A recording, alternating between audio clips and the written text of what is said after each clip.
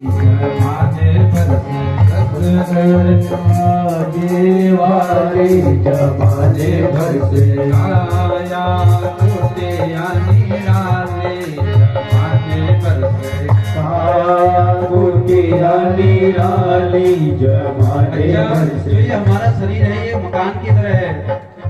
ऐसा मकान कभी नहीं मिलेगा। अगर हम रेलगाड़ी के डिब्बे में अगर हम जब बैठते हैं या घर में अगर हम शीशे वाले अगर हम दरवाजा अगर हम लगुन जाए तो जो शीशे वाले जो दरवाजा हुई है उनमें जो भैरव व्यक्ति थे वो विदेर तो देखने लेकिन विदेर वाला व्यक्ति भैर न देख पा।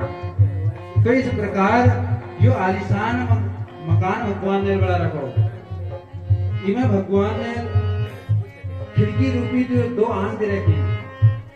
जब हम विदेर बची तो भैर वाला को देखने लेकिन भैर वाला हमारे विदेर की तरह ये न देख सकेंगे। तो भगवान ने तो बढ़िया आलिशान मकान बड़ा रखो तो कौन लग रही सबसे सुंदर आंख की खिड़की सबसे सुंदर आंख की खिड़की सबसे सुंदर आंख की खिड़की सबसे सुंदर आंख की खिड़की।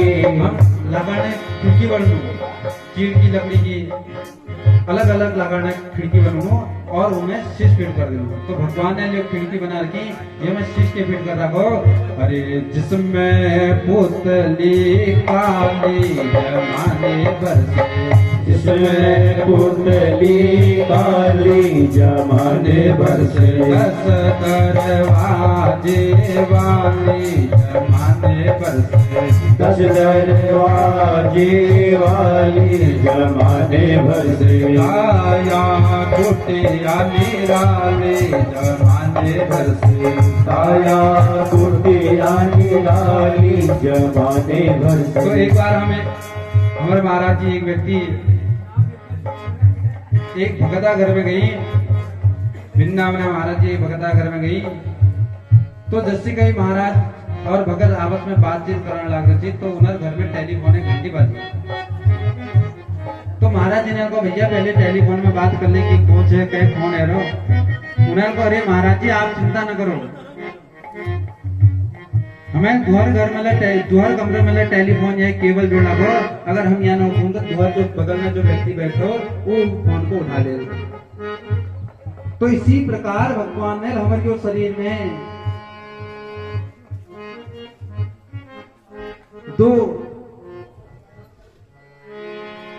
श्रवण करने वाली जी सुनने वाली जी दो टेलीफोन है जो केबल दे रखी कान तो कौन लग रही सुनते श्रवण नासिका सूंगे सुनते श्रवण नासिका सूंगे। तो ये जो मकान है जो कान से देख रहा है कि जो वो सुंदर स्त्री है उसके साथ उसके 10 नौकर और उन नौकर की 100 पत्नियां उस स्त्री के साथ सुंदर स्त्री के साथ घूम रही है तथा उस स्त्री जो वो स्त्री है उसकी रक्षा एक 5 फन वाला सर्प कर रहा है। और ये स्त्री भी अपने योग्य एक सुंदर पति को ढूंढ रही है। तो जैसे ही पुरंदर ने देखा तो पुरंदर स्त्री से कह रहा है कि हे सुंदरी आप कौन हैं आप बहुत सुंदर हैं लेकिन आपके मन में ये उदासी क्यों है। इस नगर में आप घूम रही हैं आपके साथ ये 10 पुरुष कौन हैं और जो ये 5 फन वाला जो ये सर्प आपकी रक्षा कर रहा है ये कौन है।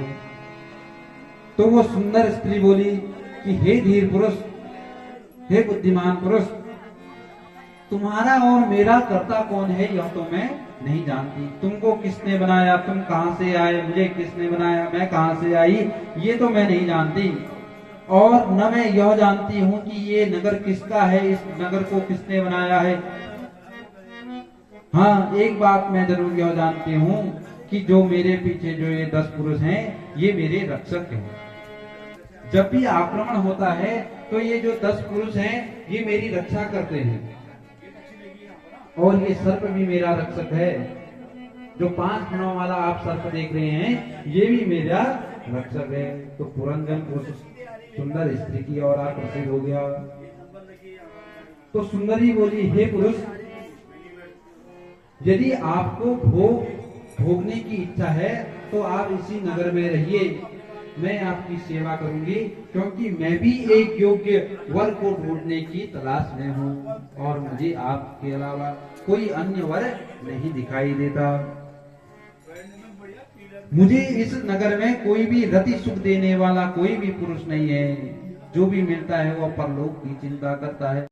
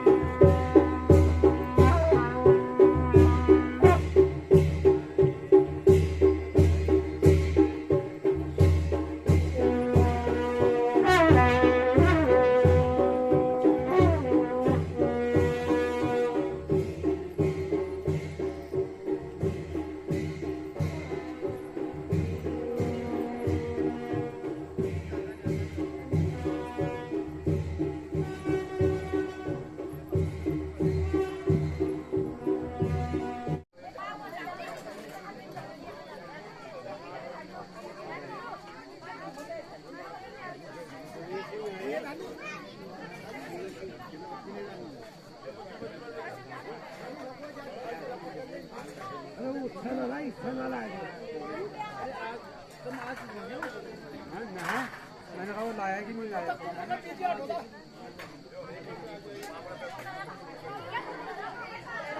रसीद जमा करे है भाई